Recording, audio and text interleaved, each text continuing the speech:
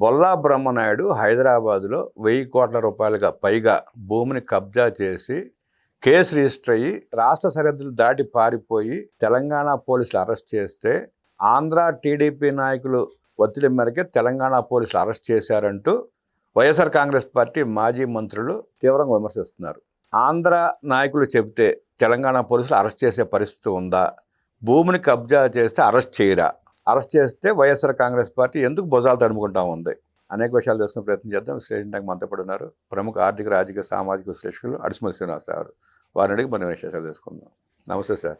నమస్కారం అండి. బ్రహ్మనాయుడిని అరెస్ట్ చేస్తే భూమి కబ్జా విషయంలో టీడీపీ నాయకులు తెలంగాణ పోలీసుల మీద ఒత్తిడి చేసి అరెస్ట్ చేయించారు, దుర్మార్గం, దారుణం అని చెప్పి గగ్గోలు పెడుతున్నారు. వాళ్ళు ఎట్లా చూస్తారు సార్ వాళ్ళ ఆరోపణలు? ఇప్పుడు ఆంధ్రప్రదేశ్కి చెందిన టీడీపీ నాయకులు ఒత్తిడి చేస్తే తెలంగాణ ప్రభుత్వము, తెలంగాణ పోలీసులు ఎందుకు వింటారండి? అసలు మినిమం కామన్ సెన్స్ ఉండాలి కదా. అసలు అక్కడ ఏం జరిగింది స్పష్టంగా తెలుస్తూ ఉంది. అక్కడ భూమి అమ్మకాలకు, కొనుగోలుకు రెగ్యులరైజ్ అవ్వకుండా అవకాశం లేని భూమిని రెగ్యులరైజ్ చేయించి నకిలీ రెగ్యులరైజ్ చేయించి దానికి సంబంధించిన పత్రాలు సృష్టించి వాటి మీద నకిలీ స్టాంపులు వేసి ఆమోద ముద్రలు వేసుకుని వీళ్ళు కొనడానికి ప్రయత్నం చేశారు. మరి కొనాలంటే అమ్మాలన్నా ఫ్రాడ్, మాల్ ప్రాక్టీస్, దాన్ని ఏంటంటారో ప్రభుత్వాన్ని మోసం చేశారు. దాంట్లో క్లియర్గా డబ్బులు చేతులు మారిని, ఎవరి అకౌంట్ నుంచి ఎవరికి వెళ్ళి, ఎవరి పాత్ర ఎంత ఉందనేటువంటి స్పష్టంగా తెలిసిపోయిన తర్వాత ఇందులో ముద్దాయిగా బ్రహ్మనాయుడు గారు చేయరు. అలాగే ఆఫీసర్లు ఉన్నారు కొంతమంది, ఆ భూమి అలా మార్చిన వాళ్ళు ఉన్నారు, ఇంకా ఇతనితో పాటు ఇంకా చాలా మంది ఉన్నారు. వాళ్ళందరిలో కొంతమంది అరెస్ట్ అయ్యారు. ఈయన దొరకలేదు, దొరకకపోతే పరారీలో ఉన్నాడన్నారు. ఆఖరికి ఎక్కడో కంచిలోనే ఎక్కడో పట్టుకున్నారు. అయితే వీళ్ళు ఆ విషయంలో బ్రహ్మనాయుడు గారి తరపున ఒక అతను వీడియో చేశాడు. మేము బాధితులు అయి ఉండొచ్చు, భూమి వీళ్ళు కొంటున్నారు కాబట్టి మోసం వాళ్ళు చేసి అమ్మారని వాదించుకోవచ్చు, తప్పే ఉంది. ఇప్పుడు మేము భూమి మమ్మల్ని మోసం చేసి అమ్మేరాళ్ళు మాకు తెలియ కొనుక్కున్నామని చెప్పేసి ఆర్గ్యూ చేసుకోవచ్చు. కానీ దాన్ని రెగ్యులరైజ్ చేయడానికి కొనడానికి సిద్ధపడి ₹1,00,00,000 అనుకోండి, 10 లక్షలకి మేము కొంటాం, దాన్ని మేము రెగ్యులరైజ్ చేయించుకుంటామని బేరాలు ఉంటాయి. మీకు అర్థమైందా? పాయింట్ అర్థమైంది మీకు? ఒక ₹1,00,00,000 వాల్యూ ఉన్న భూమి ఉందండి, దాన్ని రెగ్యులరైజ్ అవ్వలేదు, అమ్మకం కుదరదు, అది రెగ్యులరైజ్ అవ్వకుండా అమ్ముకోలేడు. అప్పుడు దాన్ని ఎవడో ఒకడు కొనుక్కుంటాడు, నేను చేయించుకుంటాను ఆ పనులన్నీ అని చెప్పేసి వాళ్ళ దగ్గర కొనుక్కుంటాడు. తక్కువ కొనుక్కుని బాగానే దానికి అయిన ఖర్చులు పెట్టుకుని లంచాలు గించాలు ఇలాంటి మేనేజ్మెంట్లు ఇంకా రకరకాల వాళ్ళు అందరూ ఇన్వాల్వ్ అయ్యారు కదా, వాళ్ళందరికీ సరిపెట్టుకుంటూ వచ్చి వాళ్ళు లాభం చూసుకుని కొనుక్కుని తర్వాత దాన్ని ఏదో చేసుకుంటాడు. అలాంటి పని ఇతను చేసాడు కదా.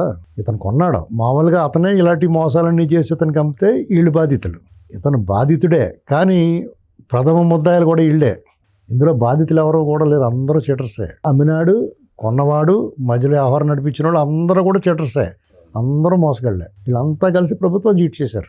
కాబట్టి ఖచ్చితంగా చర్యలు తీసుకుంటారు. లేకపోతే ప్రభుత్వం ఎందుకు తీసుకుంటుందంటే బాధితులు వాళ్ళకి తెలియదా? పోలీసులకి బాధితులు ఎవరో, బాధించిన వాళ్ళు ఎవరో తెలియదా?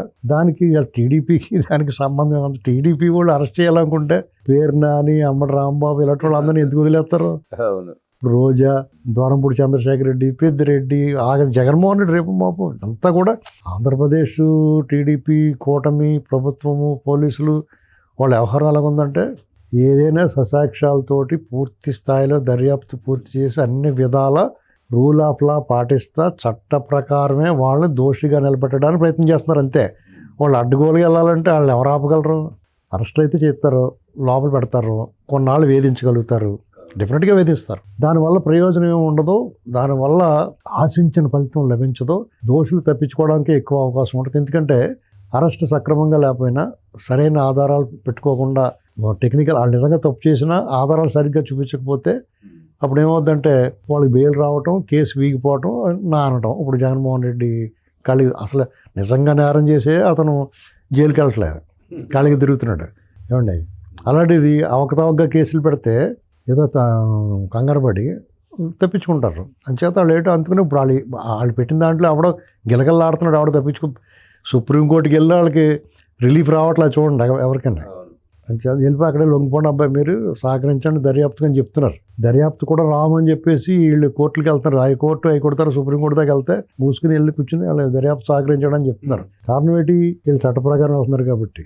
సార్, ఇక్కడ ఆశ్చర్యం ఏంటంటే ప్రొఫెసర్ నాగేశ్వర్ ఏదో అన్నాడని చెప్పి కొంతమంది టీడీపీ నాయకులు, జనసేన నాయకులు ప్రశ్నించారు ఆయన్ని. ఆయన ప్రశ్నించినందుకే ప్రెస్ మీట్లు పెట్టి అమ్మనాబూతులు తిట్టారు, తిడతానే ఉన్నారు, నిన్న కూడా తిట్టారు. భయంకరంగా తిడుతున్నారు, పచ్చిపూతలే తిడుతున్నారు. తెలంగాణ మా అబ్బ జాగీర్ అని చెప్పి కూడా మాట్లాడుతున్నారు. తెలంగాణ భూమిపుత్రుల జాగీర్ని వైఎస్ఆర్ కాంగ్రెస్ పార్టీ ఎమ్మెల్యే, మాజీ ఎమ్మెల్యే 1000 కోట్ల రూపాయలు పైగా భూమిని కబ్జా చేస్తే ఒక మంత్రి కానీ, ఒక నాయకుడు కానీ, ఒక పార్టీ తాలూకా కానీ, లేదంటే జర్నలిస్టులు అని చెప్పుకుని ప్రెస్ మీట్లు పెట్టేవాళ్ళు కానీ ఒక్కళ్ళు కూడా ప్రశ్నించట్లా, మాట్లాడట్లా. అంటే అక్కడే స్పష్టంగా అర్థమవుతా ఉంది, జగన్ రెడ్డి పార్టీ అంటే ఇప్పుడు మాట్లాడే వాళ్ళకి కూడా ఇష్టమే, వాళ్ళే చేపిస్తున్నారు, వాళ్ళ కోసమే వీళ్ళు చేస్తున్నారు అనే విషయం స్పష్టంగా అర్థమవుతా ఉంది. సెలెక్టివ్ ఫైటింగ్ అండి అదంతా. Selective ammunition. కొన్ని విషయాలు మర్చిపోతారు, కొన్ని విషయాలు పట్టించుకోరు. ఇప్పుడు మొన్న పవన్ కళ్యాణ్ గారు నాగేశ్వర విషయంలో మాట్లాడిందంతా కూడా నాగేశ్వర్ గారికి మద్దతుగా వచ్చిన వాళ్ళందరూ కూడా జగన్మోహన్ రెడ్డి బ్యాచ్. అది వాళ్ళ మాటలు, వాళ్ళ తయారు అంతా తెలిసిపోతుంది కదా, ఎక్స్ట్రీమ్ ఉంటుంది అదంతా. వాళ్ళంతా కూడా యాంటీ హిందూయిజం కూడా ఉంది వాళ్ళ దగ్గర. ఇవన్నీ కలగలిపి మాట్లాడుతూ ఉంటారు భావసారూప్యత జగన్మోహన్ రెడ్డి వాళ్ళ గ్యాంగ్ తోటి. దానివల్ల వాళ్ళ వాల్యూ పోతుంది. యాక్చువల్ కొంతమందికి అందులో వాల్యూ ఉన్న వాళ్ళు ఉన్నారు. వాళ్ళకి ఎప్పుడైతే ఇటువంటి వాటిలో కొన్నాటిలో మాట్లాడకపోయిన వాల్యూ పోద్ది. ఇప్పుడు మీరు ఏదన్నా సమాజంలో బయటకు వచ్చి కొంతమంది మాట్లాడుతున్న ఇన్ఫ్లుయెన్సర్స్, వాళ్ళు కొన్ని వాటి మీద స్పందించి కొన్ని వాటి మీద స్పందించలేదనుకోండి, ఖచ్చితంగా వాళ్ళ మీద అనుమానాలు ఉంటాయి. వాళ్ళు ఎవరో ఒకరికి పనిచేస్తున్నారు అనిపిస్తుంది.